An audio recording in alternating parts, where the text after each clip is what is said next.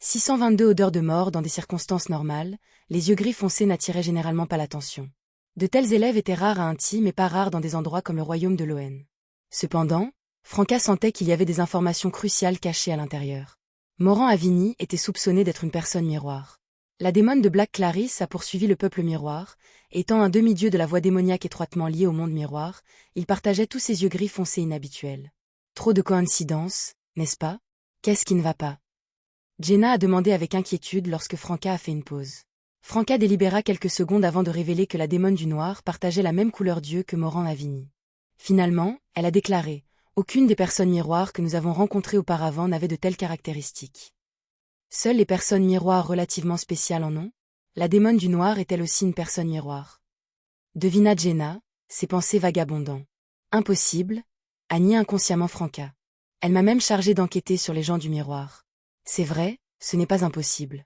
N'avons-nous pas lu assez d'histoires de cambrioleurs appelant la police pour arrêter les voleurs?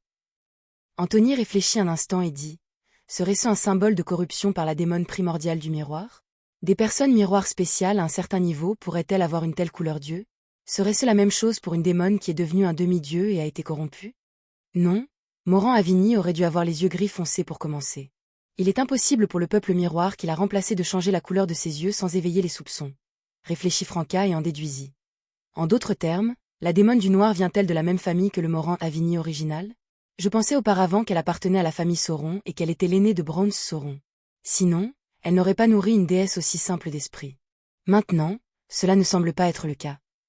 Pas nécessairement, dirent Franca et Jenna à l'unisson. Tout le monde avait un côté paternel et maternel de la famille.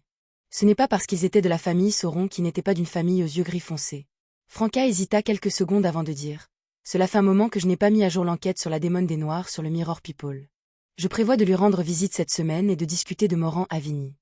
Soyez prudent, prévint Jenna. Un sourire éclatant joua sur les lèvres de Franca alors qu'elle répondait. Ne vous inquiétez pas.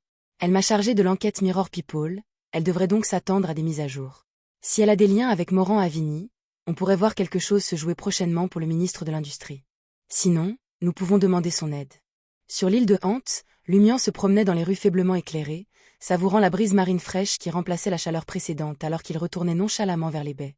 Les mains enfoncées dans ses poches, son esprit s'emballait avec une activité inhabituelle.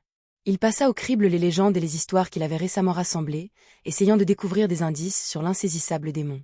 Si Madame la magicienne n'avait pas émis un avertissement prudent et si Nabodislet n'avait pas divulgué le nom et l'identité du descendant du démon, Lumian aurait pu envisager de s'utiliser comme appât.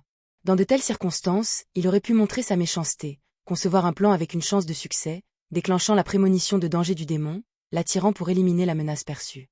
Un piège dissimulé l'attendrait. Cela fait un siècle ou deux. De nombreux aventuriers se sont aventurés à démêler la légende du démon. Malgré les efforts incessants de l'Église de la Terre-Mère pour éradiquer les problèmes persistants, il n'y a toujours pas de solution. S'appuyer sur des méthodes conventionnelles pour traquer ce démon insaisissable semble peu pratique. En regardant les choses sous un angle différent, pourquoi le démon choisirait-il de rester sur l'île de Hante? L'Église de la Terre-Mère l'a déjà purgé une fois. Pourquoi prendre le risque de rester?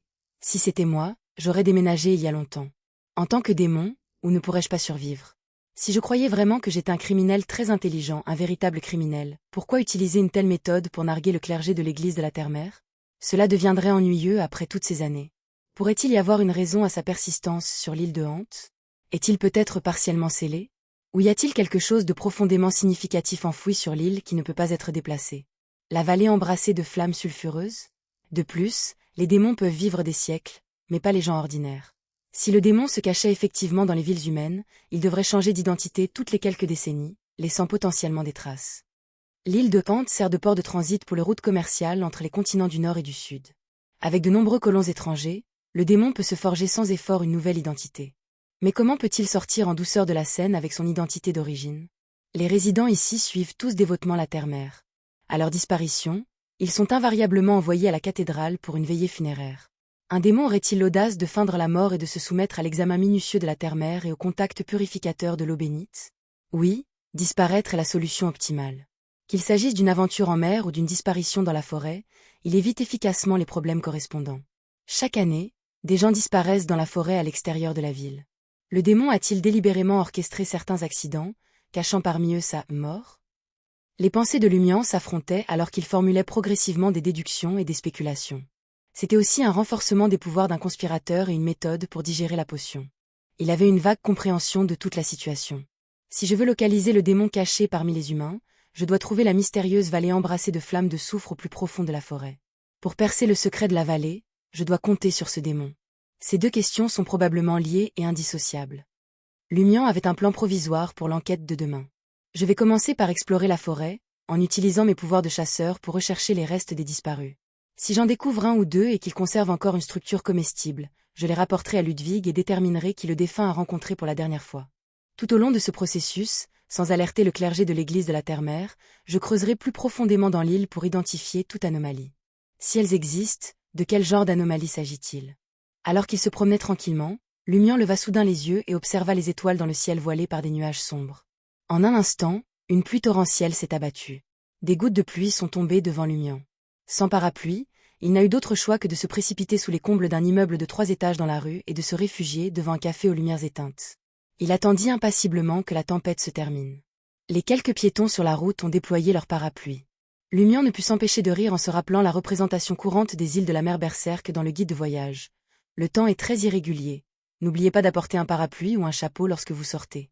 De toute évidence, Lumian n'a pas pris le rappel au sérieux. Il n'était pas pressé. Appuyé contre les 2 vitres du café, il observait tranquillement les gouttes de pluie tomber et les gens rentrant tard chez eux traverser différentes rues. Le bruit de la pluie masquait tout mouvement, et la brume blanche voilait la majeure partie de sa vision, créant pour Lumian la sensation comme s'il était dans un autre monde. En observant cette scène, Lumian s'est souvenu de ses jours d'errance. Les vagabonds avaient souvent du mal à prévoir la météo, ce qui rendait difficile la recherche d'un refuge dans les cathédrales et autres lieux en soutenaient directement les auteurs sur Web Novel. Avance. Il lui arrivait donc de se blottir dans un coin de rue, à l'abri de la pluie. Il observait la pluie avec peur, inquiétude et tristesse, priant pour qu'aucun autre vagabond ne lui arrache son abri temporaire. Mais maintenant, son humeur était complètement différente. Les fortes pluies dans la mer Berserk ont cessé aussi rapidement qu'elles étaient arrivées. En moins d'une demi-heure, il ne restait plus que de l'eau stagnante dans la rue. Lumian rit et remit ses mains dans ses poches. Il se promena dans la rue mouillée en direction du port et monta à bord du Berry. Juste au moment où Lumian poussa la porte et entra, il vit Lugano essuyer les cheveux dégoulinants de Ludwig avec une serviette sèche et moelleuse. Ludwig avait l'air d'avoir fait un saut inattendu. « Vous n'avez pas apporté de parapluie ?» demanda Lumian avec un sourire. Lugano a répondu maladroitement. « Je pensais que j'étais un planteur et que je pouvais prédire les changements de temps à l'avance, alors je n'ai pas apporté de parapluie et j'ai emmené Ludwig dans les rues pour acheter le dîner. Il a dit qu'il ne voulait pas manger de gâteau et de biscuits ce soir. » Soupir, qui savait que même si j'avais prédit une tempête de pluie, cela ne prenait que des dizaines de secondes avant qu'elle n'arrive. À ce moment-là, je voulais porter Ludwig et me précipiter vers le navire avant que la pluie ne commence. Voyant que le docteur ne cherchait pas de raison objective et se plaignait seulement de son manque de capacité, Lumian ajouta gentiment. C'est le temps qu'il fait dans la mer Berserk. Même les planteurs ne peuvent pas le prédire. C'était aussi l'une des raisons pour lesquelles les îles de la mer Berserk, clairement sous le règne de l'église de la Terre-Mère, n'avaient pas toujours connu des récoltes aussi abondantes que le royaume Phénapoté. Oui. Lugano poussa un soupir de soulagement. Lumian se tourna vers Ludwig, dont les cheveux étaient maintenant secs, et lui demanda avec désinvolture. « Est-ce que tu sens quelque chose? Y a-t-il une nourriture particulièrement séduisante cachée à proximité ?» Ludwig grignota une tortilla et répondit. « Il y a une odeur de mort. » « Une odeur de mort ?» Lumian fronça légèrement les sourcils. « Est-ce que quelqu'un est mort près du marché de nuit ?» Ludwig secoua la tête. « Soutenez directement les auteurs sur Web Novel. Quand il pleut, il y a une odeur de mort partout. » Qu'est-ce que ça veut dire? Sonda Lumian, exprimant ses doutes. Ludwig répondit franchement. Je ne sais pas. Il a disparu plus tard. Cela arrive quand il pleut, mais pas après. Est-ce une anomalie de la mer Berserk, ou est-ce l'anomalie de l'île déclenchée par la météo de la mer Berserk? Lumian réfléchit un instant, mais il n'était pas pressé d'écrire à Madame la magicienne pour s'enquérir. C'était pour lui une opportunité de digestion. Il a estimé qu'il devrait éviter de s'appuyer sur le pouvoir d'une personne de haut rang pour mieux le digérer, à moins que cela ne soit crucial. Cette nuit-là, Lumian s'endormit le cœur lourd. Dans son rêve brumeux, il a vu beaucoup de choses familières et inconnues. La source des femmes samaritaines blanc pâle, l'image rémanente de l'empereur de sang de la taille d'une montagne dégoulinante de magma jaunâtre et l'objet inconnu dépassant de la source. La scène changea soudainement, révélant Lumian errant seul dans l'obscurité profonde du sous-sol. C'était comme s'il était devenu le fantôme de Montsouris.